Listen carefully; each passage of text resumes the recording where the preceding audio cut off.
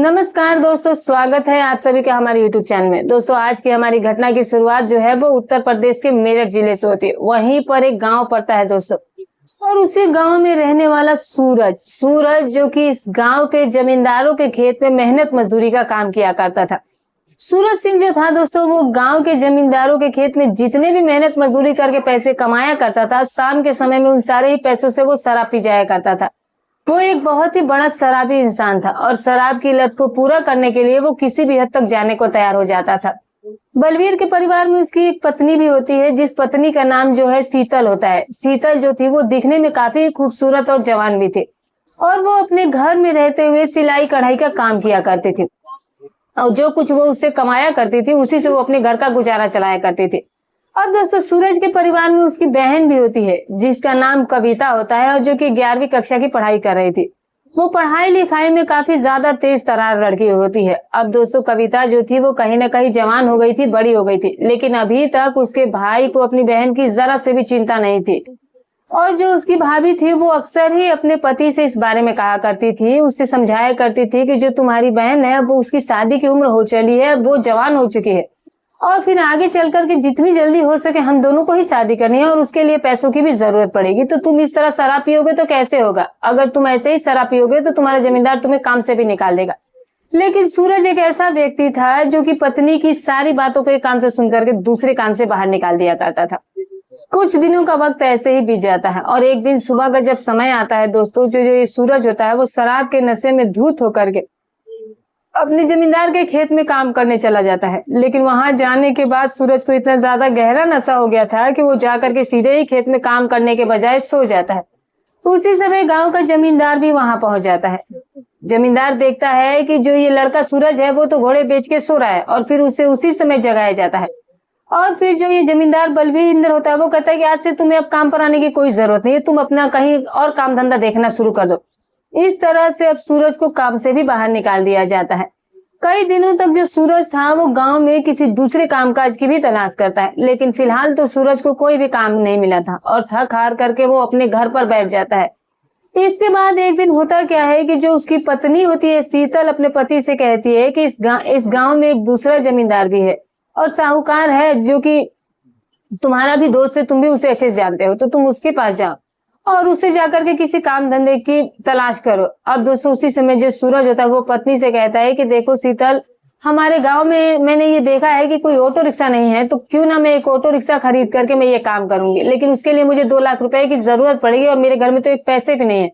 उसी समय शीतल जो होती है वो अपने पति से कहती है कि आप अपने दोस्त के पास जाइए और उनसे जाकर के साहूकार से 2 लाख रुपए ब्याज पर ले लीजिए, और फिर अपने लिए ऑटो रिक्शा खरीद लीजिए, और फिर धीरे धीरे करके उन्हीं पैसों से कमा कर लौटा भी देना।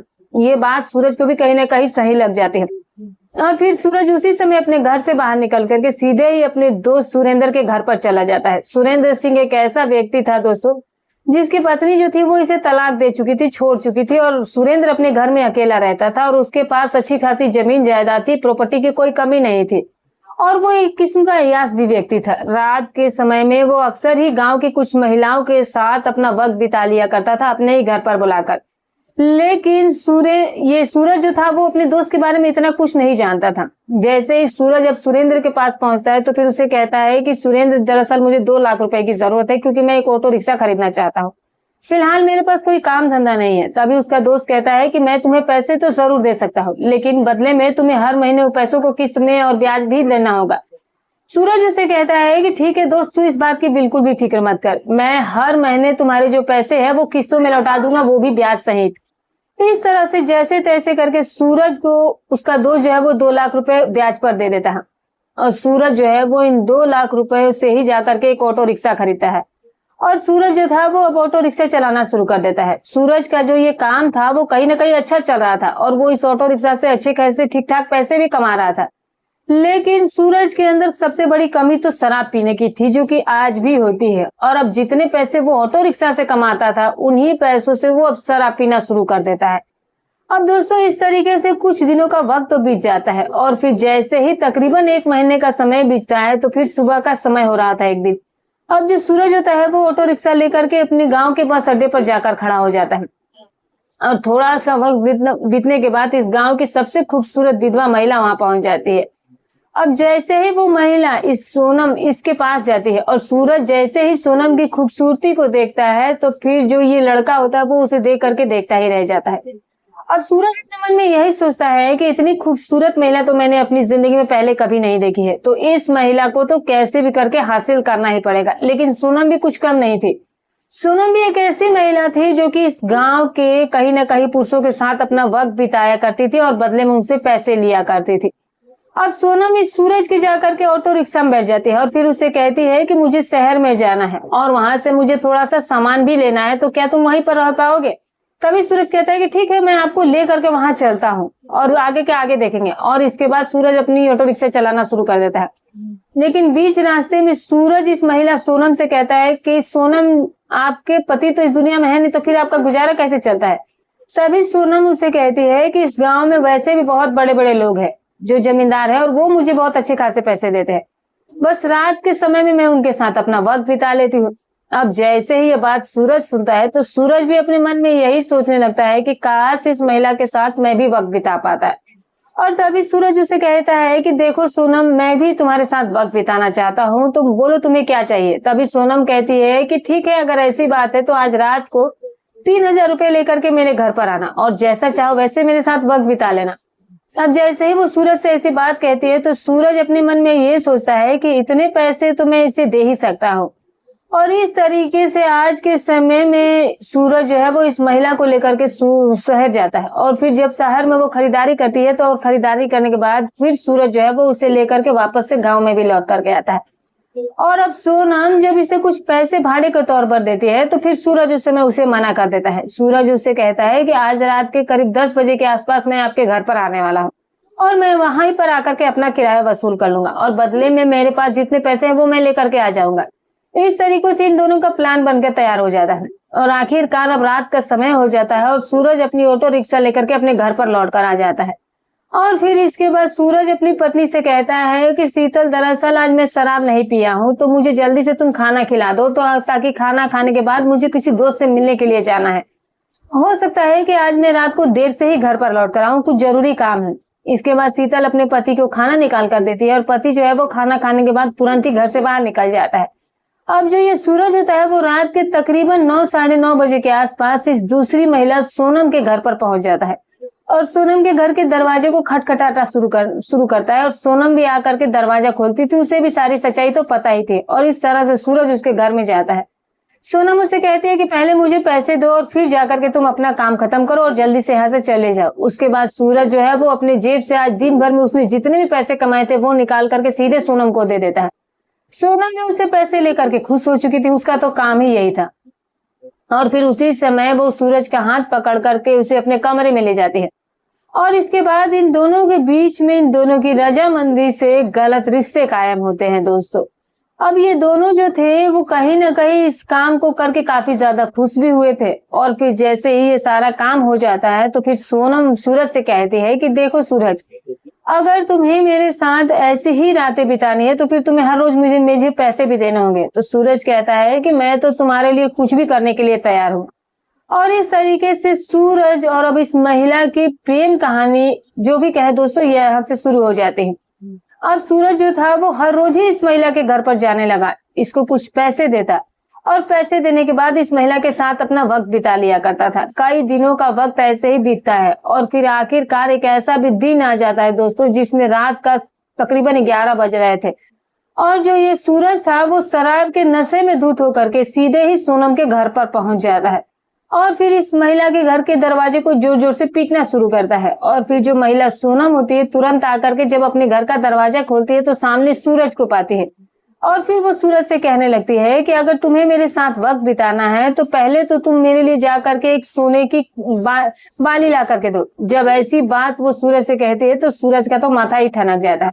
अब सूरज अपने मन में यही सोचने लग जाता है कि घर में उसकी पत्नी शीतल के गहने रखे हुए हैं और उसकी छोटी जो बहन है जिसका नाम कविता है उसके लिए भी हमने थोड़े बहुत गहने बनवाए हैं। अब वो इस तरीके की बातें अपने मन में लाता है और फिर वापस से तुरंत अपने घर लौट करके आता है और रात के समय में चोरों की तरह अपने घर में प्रवेश करता है और फिर घर में जाने के बाद अपनी पत्नी के सारे गहने चुरा लेता है और साथ ही साथ वो अपनी बहन के भी सारे सोने के जो गहने बना कर रखे थे वो भी चुरा लेता है और घर में जो थोड़े बहुत पैसे थे वो भी ले लेता है। अब ये सारी चीजों को ले लेने के बाद जो ये सूरज होता है सीधे अपने घर से बाहर निकलता है और रात के तकरीबन 12 बजे के आसपास वापस से वो इस महिला सोनम देवी के घर पर पहुंचता है। उसके घर का दरवाजा खटखटाता है और फिर सोनम वापस फिर तुरंत दरवाजा खोलती है। सोनम देखती है कि सूरज जो है वो वापस आ चुका है और उसके हाथ में सोने के गहने थे, साथ ही साथ पैसे भी थे। अब सोनम जैसे उसके हाथ में इन सारी चीजों को देखती है तो वो बहुत खुश हो जाती है और फिर वो उसी समय सूरज से कहती है कि जल्दी से घर के अंदर आ जाओ। अब सूरज भी शराब के नशे में धुत होकर के घर के अंदर जाता है और सोनम उसके बाद उसके हाथ से गहने और पैसे तक ले लेती है और फिर सूरज से कहती है कि अब तुम जो चाहो तुम मेरे साथ कर सकते हो। और इसके बाद जो ये सोनम होती है वो इस व्यक्ति के साथ, इस लड़के के साथ अपना वक्त बिताती है। लेकिन ये महिला जो थी वो बहुत ज्यादा चालाक थी। वो ऑलरेडी अपने घर में शराब रखा करती थी और आज के रात में फिर से वो इस लड़के को बहुत ज्यादा शराब पिला देती है। और जब सूरज को बहुत ज्यादा गहरा नशा हो जाता है तो वो सोनम के ही घर पर सो जाता है। लेकिन सोनम इन सारे गहने और पैसे लेकर के इस गांव से ही रफू चक्कर हो जाती है। और अब जैसे ही अगली सुबह होती है और सुबह में जब जा करके सूरज की आंख खुलती है तब तो उसके होश उड़कर रह जाते हैं। सूरज ये देखता है कि जो सोनम है वो उस वक्त घर में मौजूद नहीं थी। वो उसे आवाज भी लगाता है और फिर पूरे दिन वो उस महिला के गांव में तलाश करता है। लोगों से भी पूछता है कि सोनम को किसी ने देखा है, लेकिन उसका कहीं भी कुछ अता पता नहीं चलता है। अब इस तरीके से सूरज जो था इन चीजों की वजह से काफी परेशान हो चुका था। अब आखिरकार एक ऐसी भी रात आती है जिसमें सूरज की ऑटो रिक्शा तक चोरी हो जाती है। अब सूरज के पास खोने के लिए कुछ नहीं बचा था। सूरज जो था वो अब लोगों से 10-10, 20-20 रुपए उधार मांगना शुरू कर देता है और सारे पैसों को इकट्ठा करके अब और भी ज्यादा शराब पीने लगा था। अब कुछ दिन तो ऐसे ही बीतते हैं दोस्तों और फिर एक ऐसा भी दिन आता है जिसमें सुबह का समय हो रहा होता है और जो सूरज था उस समय अपने घर के अंदर बैठा हुआ था और जो सूरज की पत्नी शीतल थी वो अपनी सिलाई कढ़ाई में बिजी थी और जो उसकी बहन थी वो भी घर के कुछ छोटे मोटे काम काज कर रही होती है। तभी घर के दरवाजे पर कोई आ जाता है और सूरज जाकर के घर का जब दरवाजा खोलता है तो देखता है कि उसका दोस्त जो है सुरेंद्र वो उसके ठीक सामने खड़ा होता है। इसके बाद सुरेंद्र उसके घर के अंदर आता है और सुरेंद्र की नजरें जैसे ही सूरज की पत्नी की खूबसूरती पर पड़ती है, इसकी जवानी पर पड़ती है, तो सुरेंद्र की नीयत में कमी आ जाती है। सुरेंद्र अपने मन में यही सोचता है कि सूरज तो वैसे भी एक शराबी व्यक्ति है, तो इसकी जो पत्नी है वो देखो कितनी सुंदर और कितनी जवान है, तो क्यों ना इस महिला को ही हासिल किया जाए। अब वो इस तरह के ख्याल अपने मन में लाना शुरू कर देता है। तो सुरेंद्र जो है वो सूरज से कहता है कि देख सूरज, तुमने मुझसे 2 लाख रुपए ब्याज पर लिए थे और अब मुझे पैसों की जरूरत आन पड़ी है और अगर तू मुझे 2 दिनों के अंदर उन पैसों को नहीं लौटाता है तो फिर मैं पुलिस स्टेशन जाऊंगा। अब जैसे ही पुलिस स्टेशन की धमकी दी जाती है सूरज को तो सूरज कहीं ना कहीं डर जाता है, क्योंकि वो अब तक ना तो उसके ब्याज दे रहा था ना ही किस्त दे रहा था। वो सूरज कहता है कि देख सुरेंद्र, तू मेरा बहुत ही अच्छा दोस्त है, मैं तुझसे कुछ बातचीत करना चाहता हूँ, चल पहले बाहर बैठ करके बात कर लेते हैं। उसके बाद सूरज जो है वो अपने दोस्त सुरेंद्र को खेतों की तरफ ले जाता है और खेतों की तरफ ले जाने के बाद ये दोनों दोस्त एक दूसरे से बैठकर बातचीत शुरू कर देते हैं। लेकिन बातों ही बातों में जो ये सुरेंद्र होता है सूरज से कहता है कि देख सूरज, तेरे पास मुझे पता है कि देने के लिए कुछ नहीं है, तू मेरा पैसे नहीं लौटा सकता है, मुझे ये पता है, लेकिन फिर भी मैं तुझे इस 2 लाख रुपए के कर्ज को तेरे लिए थोड़ी टाइम भी दे सकता हूँ और हो सकता है तो माफ भी कर सकता हूँ, लेकिन बस तुझे एक शर्त माननी होगी। तो सूरज पूछा है तो कैसी शर्त? तो सुरेंद्र बताता है कि देख, तेरे घर में तेरी खूबसूरत पत्नी रहती है और अगर तू रात के समय में उसे मेरे घर पर भेज देता है तो फिर मैं तेरे कर्ज को माफ भी कर सकता हूँ और हो सकता है कि मैं ऊपर से तुझे और भी पैसे देने को तैयार हो जाए और हर रोज तुझे पीने के लिए शराब भी दूंगा।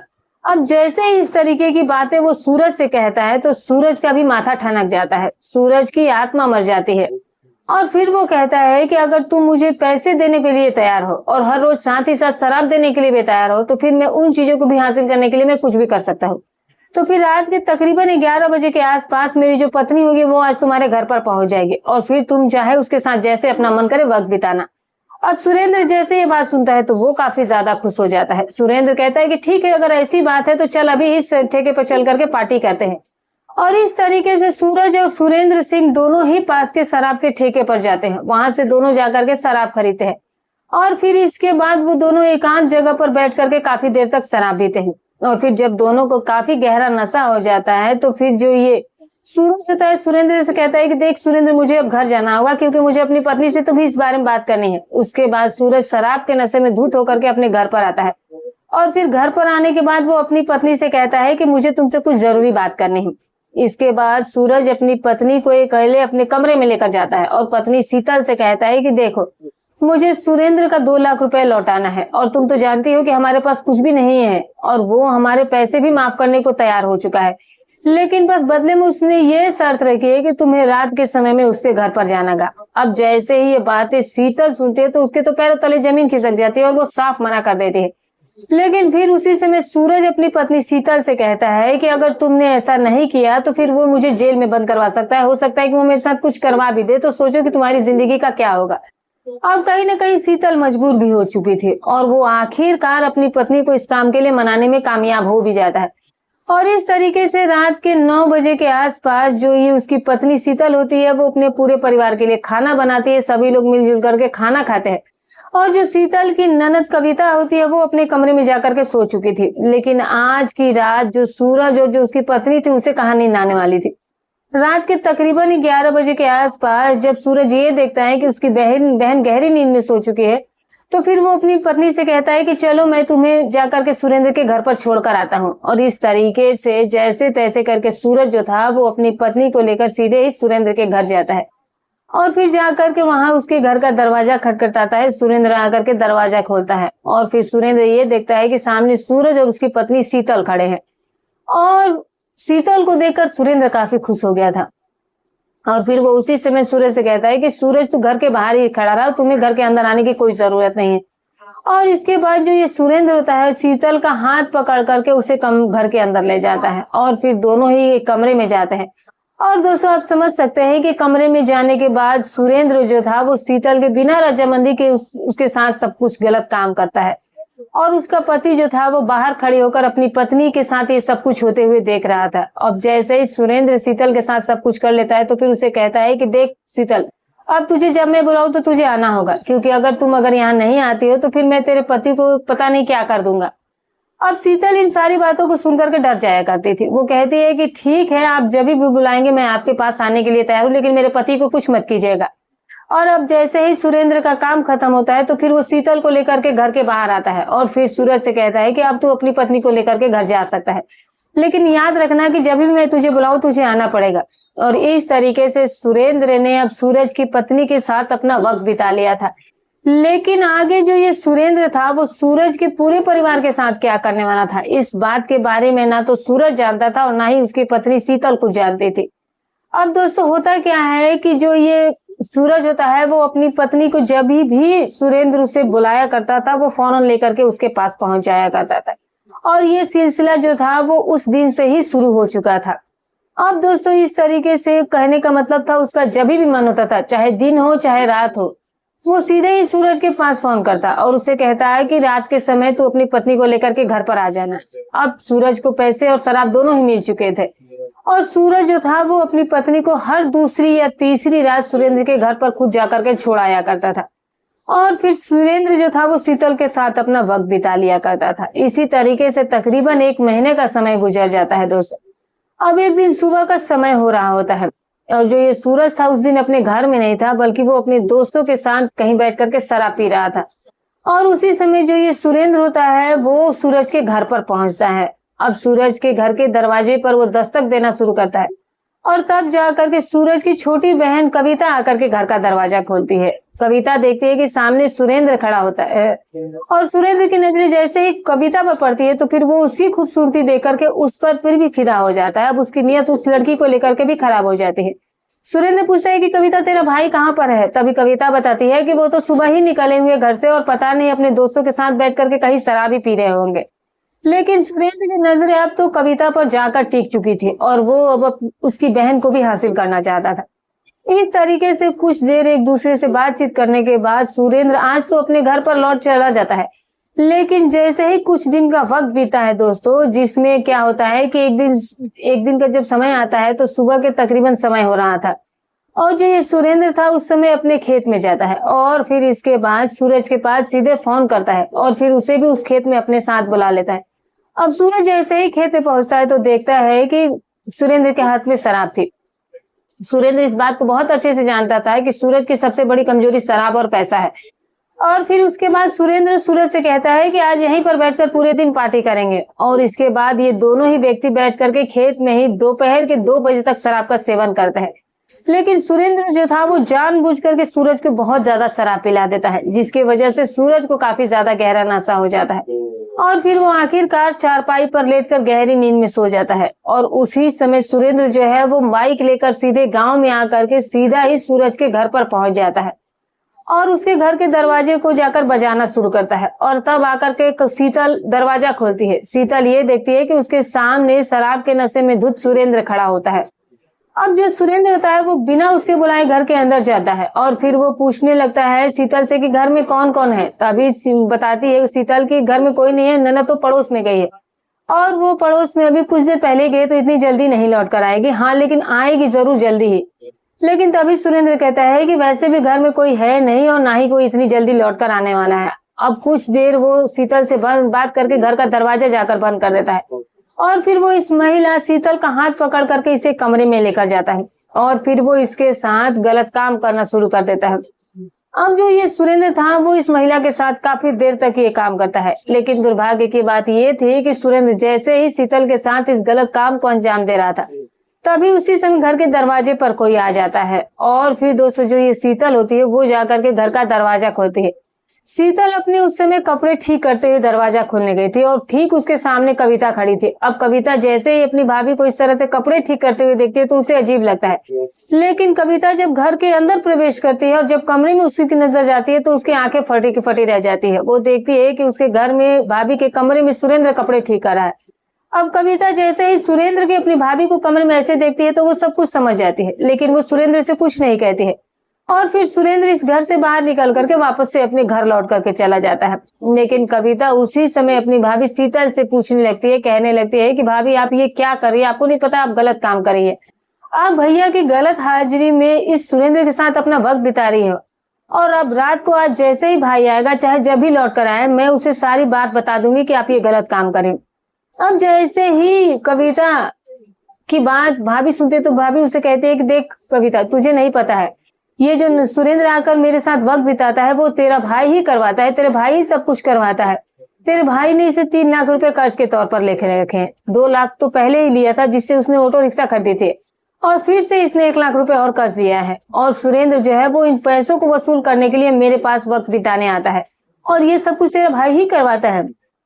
कई बार तो सूरज खुद मुझे ले जाकर उसके घर पर छोड़ता है और उस वक्त उस घर के बाहर वही पहरेदारी भी कर रहा होता है जब सुरेंद्र मेरे साथ ये सब कुछ करता है। जब ऐसी वो सच्चाई कविता को बताती है तो कविता को इस बात पर बहुत गुस्सा आ जाता है और फिर वो अपने मन में यही सोचती है कि उसकी भाभी का इसमें कोई दोष नहीं है बल्कि सारा दोष उसके भाई सूरज का है। और इस तरीके से दोस्तों धीरे धीरे करके सुबह से रात हो जाती है और अब रात के तकरीबन 10 बज चुके होते हैं और अब 10 बजे के आसपास जो कविता का भाई होता है वो शराब के नशे में धुत होकर के अपने घर पर आता है और फिर अपनी पत्नी के पास जाता है और पत्नी से जाकर के कहता है कि अब देख शीतल बहन भी जवान हो गई है और कल रात को अब कविता को सुरेंद्र के घर पर जाना होगा क्योंकि आज उसने मुझे इसके लिए 50,000 रुपए दिए हैं।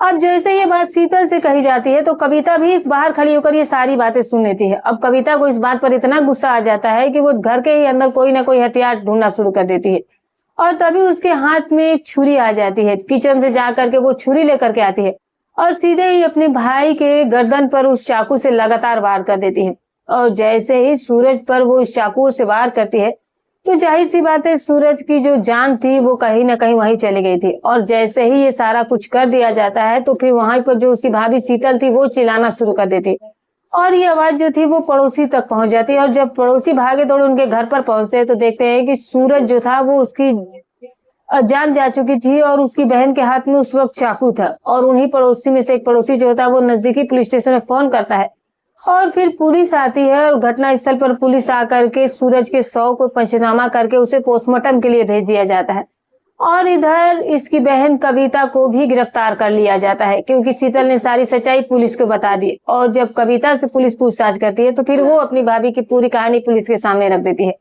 कविता बताती है कि मेरा भाई जो है वो इंसान नहीं बल्कि जानवर है, उसने अपनी बहन पत्नी का सौदा कर लिया है और आज तो उसने मेरा भी सौदा कर लिया था और बस इसी वजह से मुझे ये चीज बर्दाश्त नहीं हुई और मैंने अपने भाई की जान तक ले ली। और अब पुलिस जो है वो लड़की के खिलाफ कानूनी कार्रवाई करना शुरू कर देती है अब ये बात तो दोस्तों भविष्य में पता चलेगी कि आखिर कविता को क्या सजा मिली, लेकिन जो कुछ इस बहन ने अपने भाई के साथ किया, आपको सही लगता है या गलत लगता है दोस्तों? कमेंट करके जरूर बताइएगा। तो दोस्तों ये रही कहानी। दोस्तों हमारी कहानी सुनाने का उद्देश्य किसी के भावनाओं को ठेस पहुंचाना नहीं, ना ही किसी के दिल को आहत करना है।